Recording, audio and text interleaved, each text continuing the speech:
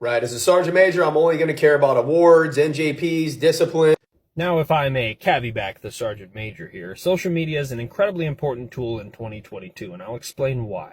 First off, it's no mistake that the United States military is having trouble making mission both in recruiting and retention. I'm not sure the last time any one of you Googled your branch, but the last time I did, the first thing I saw was the United States Army recruiting page, and then the next thing I saw was U.S. Army buys, U.S. Army buys, U.S. Army buys. It's all the new projects we have. Get to page 2 or 3 of Google, and you start seeing things like Vanessa Guillen, leaders motorboating subordinates. So this is an inherent problem that we have with public affairs.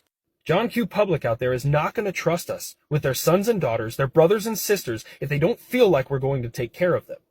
Around 86% of the U.S. population utilizes some form of social media. Now, social media has a couple of really cool things about it, right?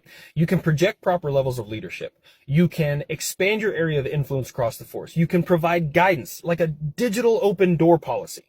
Anyone who served in the military longer than a day understands how bad the telephone game is. Some division or brigade sergeant major sees a piece of trash on the ground and says, hey, can you pick that up? And by the time it gets down to that low private, they're getting screamed at because their AO was dirty.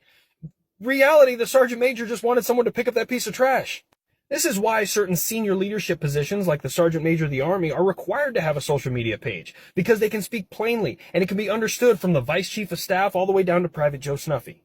When it comes to expanding influence, I've had soldiers across the force reach out to me and request information that is in regulation. They just didn't know where to look for it, and their leadership was failing them by not giving them the tools to succeed. Social media humanizes our position. Because of social media, I become more than a faceless rank that somebody tells their parents about. I'm not the good guy in everybody's story, and I understand that. Lastly, and probably the main reason that a lot of leaders have an aversion to social media, is it holds you accountable in real time. I, in my position, cannot say something on social media and then not live it in person, because I assure you, my formation will call me out immediately.